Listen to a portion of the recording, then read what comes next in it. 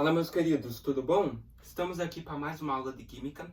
Nessa aula de número 48, vamos dar um pé no fim aí da eletroquímica, falando sobre eletrólise, lei de Faraday, né? Objetivos: reações de eletrólise, vamos conhecer, e as leis da eletrólise, né, galera? Então, temos aí a lei de Faraday, né? Faraday fez a sua lei para física, fez a lei para química, então bora ver aí, né? Eletrólise. O que é eletrólise? Nas últimas aulas, nós vimos reações de oxirredução. Oxidação e redução. Oxidação são reações onde algum elemento, alguma coisa vai perder elétrons, e reações de redução de ganho de elétrons. Lembra? Vamos ver o que é eletrólise em eletroquímica. Em química, eletrólise é a reação química de oxirredução provocada pela passagem de corrente elétrica. Então, você tem uma reação de oxidação ou redução, oxirredução, mas só que a eletrólise ela é provocada pela passagem de corrente elétrica. Fechou? Há dois tipos principais de eletrólise. Eletrólise em solução, isto é, que ocorre uma solução iônica, né? Solução com íons. E a eletrólise ígnea, quando um composto iônico é aquecido até ser fundido. Fechou? Leis da eletrólise. Então vejam comigo. As leis da eletrólise foram desenvolvidas pelo físico e químico inglês Michael de Faraday. Ambas as leis regem os aspectos quantitativos da eletrólise. Então, a primeira lei da eletrólise tem o seguinte enunciado: a massa de um elemento depositada dentro de um processo de eletrólise. Então você tem um elemento, você deposita uma certa quantidade dele em um processo de eletrólise. Então, a massa de um elemento depositada nesse processo, ela é diretamente proporcional à quantidade de eletricidade que atravessa a célula eletrólica. Então, célula eletrólica é o sistema onde está ocorrendo a eletrólise, tá? Então, a massa do elemento ela é diretamente proporcional à quantidade de eletricidade que atravessa essa célula. Então, se a eletricidade aumentar, porventura a massa do elemento vai aumentar. Se diminuir, vai diminuir, tá? São diretamente proporcionais. A fórmula é por Q igual I vezes T, onde Q é a carga elétrica, medida em coulombs, I é a intensidade da corrente, medida em ampere, e T é o intervalo de tempo da passagem da corrente elétrica aí por essa célula, né? Em segundos. Fechou? Segunda lei da eletrólise diz o seguinte: as massas de vários elementos, quando depositadas durante a eletrólise pela mesma quantidade de eletricidade, são diretamente proporcionais aos respectivos equivalentes químicos. Fechou? Então, o que quer dizer isso, galera? As massas de vários elementos que podem ser depositadas durante a eletrólise na mesma quantidade da eletricidade, ou seja, diretamente proporcionais, né? Elas acabam também sendo diretamente proporcionais aos equivalentes químicos, ou seja, às substâncias químicas que já estavam presentes. Então, você tem M é igual a K vezes Z.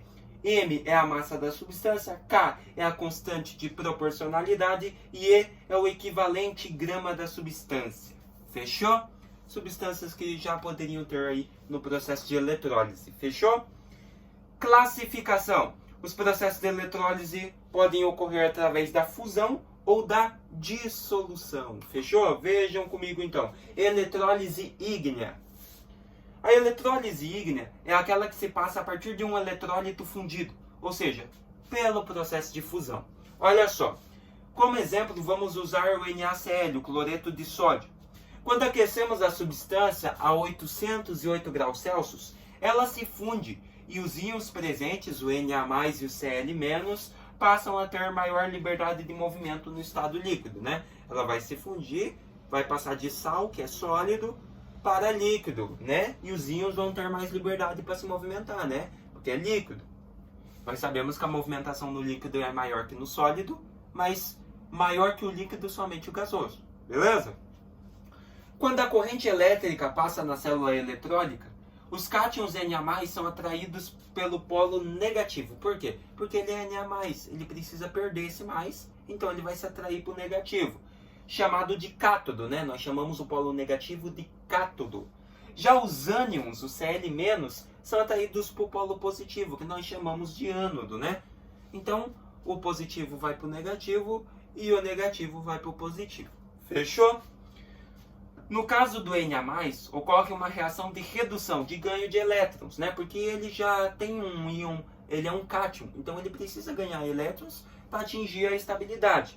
Enquanto o Cl- ocorre uma reação de oxidação nele, porque ele já tem vários elétrons, então ele precisa perder. Por isso ele vai para o ânodo, para o polo positivo.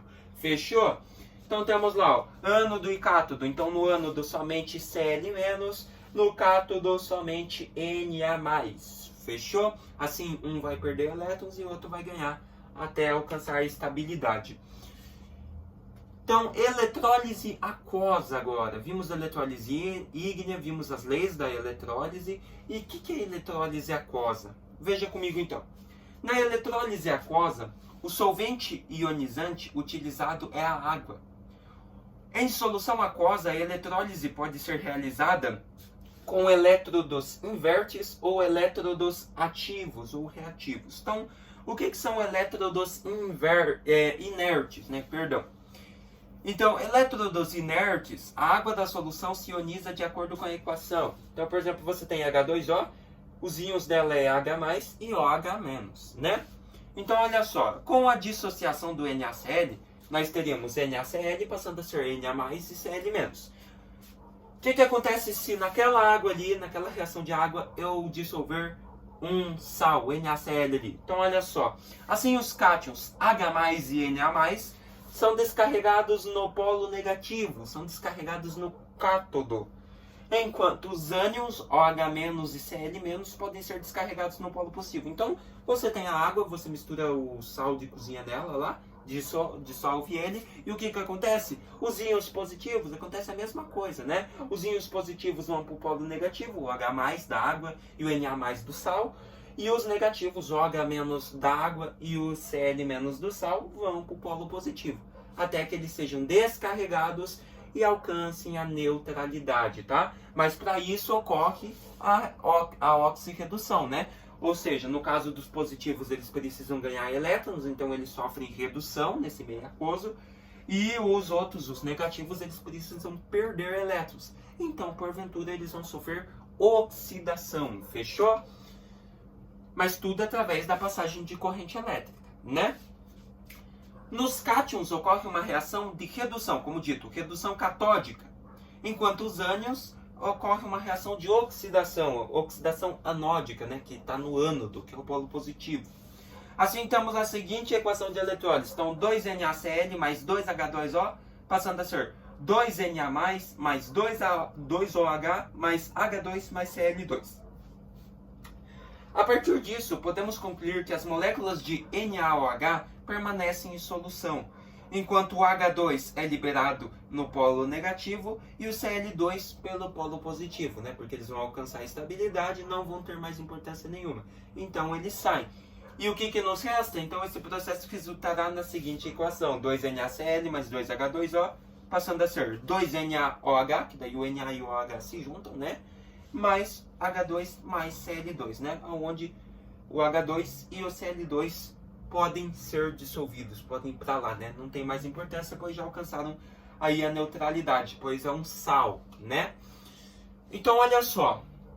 Nós vimos, então, os elétrodos inertes agora, né? Elétrodos que são atraídos pelo polo com carga oposta, ou seja, se ele é positivo, ele vai para o negativo. Mas o que são elétrodos ativos? Vejam comigo. Nesse caso, os elétrodos ativos participam da eletrólise, no entanto, sofrem uma corrosão. Então, olha só. Outro exemplo, temos a eletrólise em solução aquosa do sulfato de cobre, CuSO4. Então, CuSO4 vira CO2 mais SO2 menos 4, né? E o H2O, a água, H2 e OH, né? Então, olha só. Ânodo de cobre impuro e ali temos o cátodo de cobre puro. Então você observa que somente os positivos vão para o cátodo e para o ânodo somente os negativos. Fechou? Então olha só. Nesse caso, o ânodo de cobre sofrerá uma corrosão. Então você tem lá assim, ó. Você tem o ânodo de cobre, onde você tem o Cu que é o cobre, estável, por isso que está Cu0. Só que o Cu, ele vai sofrer corrosão, ele vai ganhar mais 2 elétrons, então ele vai, porventura, sofrer uma oxidação nesse caso, tá? Então ele vai virar o Cu... Calma aí, só um pouquinho. Ah, não, ele vai perder elétrons, né? Ele vai perder elétrons, ele vai ficar o Cu2+, cobre 2+. Isso ocorre, pois de acordo com os potenciais padrão dos elétrodos, a corrente elétrica tem mais facilidade em retirar os elétrons do cobre do que do sulfato, né? Do sulfato ali, ó, do SO2-4, ou do OH, tá? Então, ele acaba perdendo elétrons do cobre. Por quê? Porque, segundo o padrão dos elétrodos, a corrente tem mais facilidade de pegar elétrons do cobre do que dos outros, né? Isso nós vemos, por isso que os fios são geralmente feitos de elétron, né? Para que a corrente possa passar melhor, né? Então, geralmente o cobre, ele consegue ser atraído com maior facilidade para a corrente. Então, por isso que ocorre isso nos elétrodos ativos. Sendo assim, no polo negativo, ocorre a seguinte reação. Então, olha só, você tem no polo negativo, você tem então um cátion, né?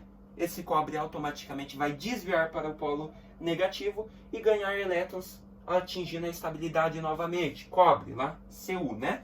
Já no polo positivo temos a seguinte reação. O cobre vai perder 2 elétrons, né? Porque a corrente vai ter mais facilidade para tirar elétrons dele. Certo?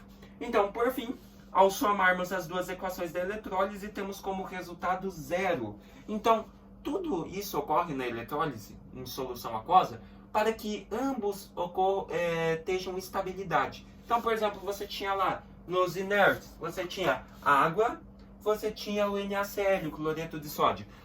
Ambos dissolvidos, a água já libera íons, auto-ionização da água. A gente viu em equilíbrio químico, KW. Auto-ionização, então a água vai dissolver íons nela mesma. Auto-ionização, por mais que seja fraca, vai dissolver íons H+, e OH-. E dissolvemos um salzinho lá nela, o NaCl. O que acontece?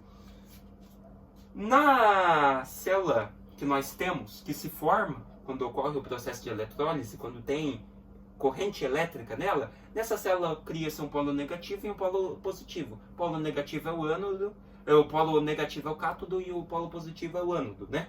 Onde os íons positivos vão entrar em contato com o polo negativo para que alcance a estabilidade. Porque imagine, o íon Na+, ele já é positivo.